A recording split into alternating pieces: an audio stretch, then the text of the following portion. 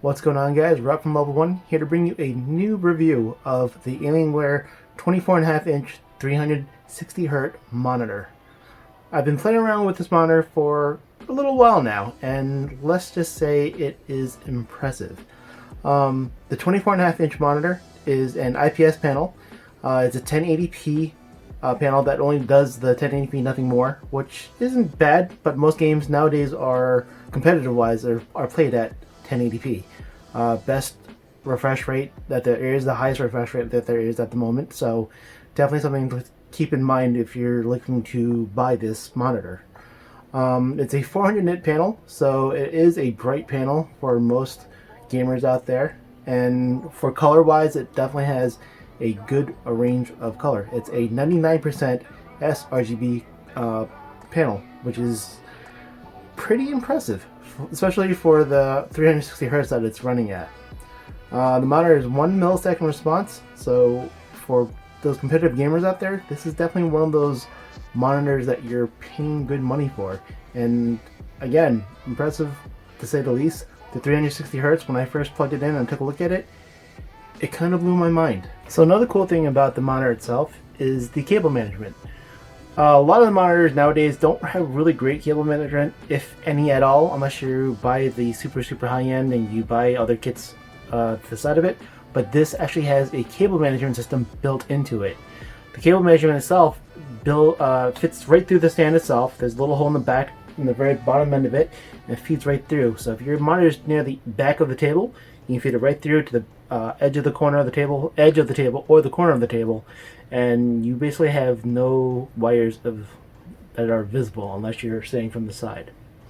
On top of that, the monitor itself comes with cables, so your DVI cable, your HDMI, USB 3.0s, since it's actually USB pass-throughs, so it minimizes cable management or an extra cables coming from your mouse, headphones if you use a 3.5 millimeter headphone, or even your keyboard. So you literally can play it directly right underneath the front panel of the monitor itself, which is helpful, especially if you want to hide your computer case off to the bottom of the table or to the side, which is nice. On top of that, the main system on the monitor itself, really simple. 4 little buttons on the sides, plus a little joystick to go through all the different menu systems and all the different features that it has, such as the NVIDIA Reflex.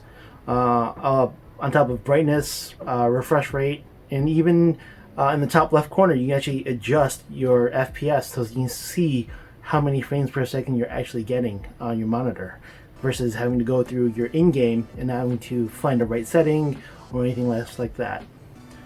So before, I did say that the monitor is expensive. It really is expensive. It's a $900 monitor aimed towards professional gamers.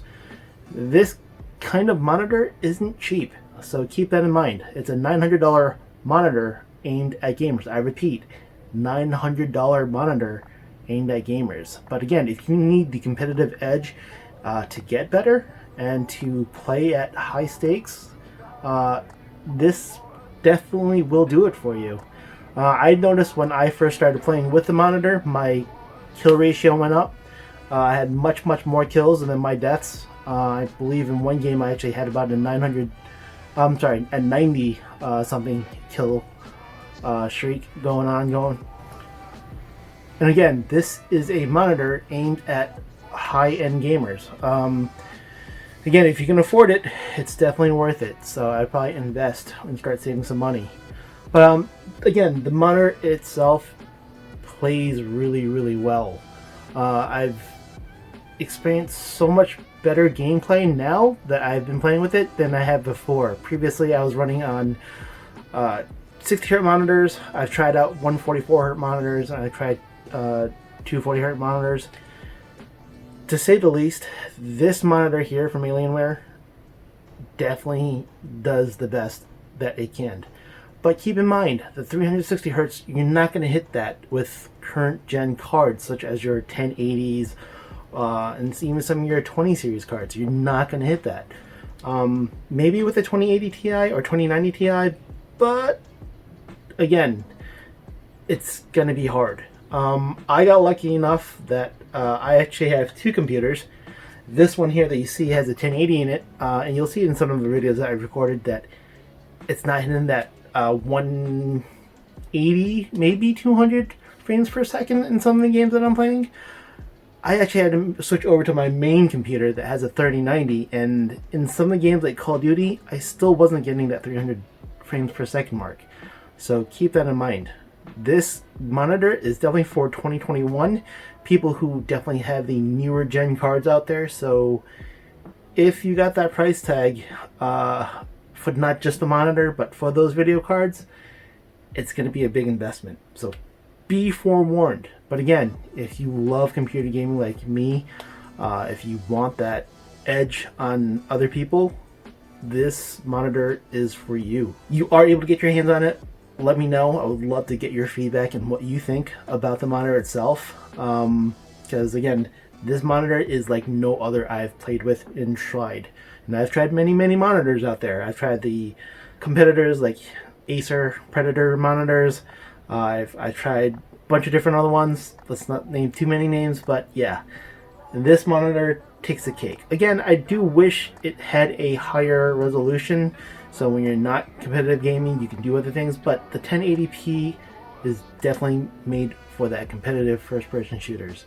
And again, I have other monitors, that's why I can use other monitors and enjoy my content on those, but again, this monitor strictly for competitive shooting, competitive gaming, is worth the money. If you can shell out the $900, I say do it.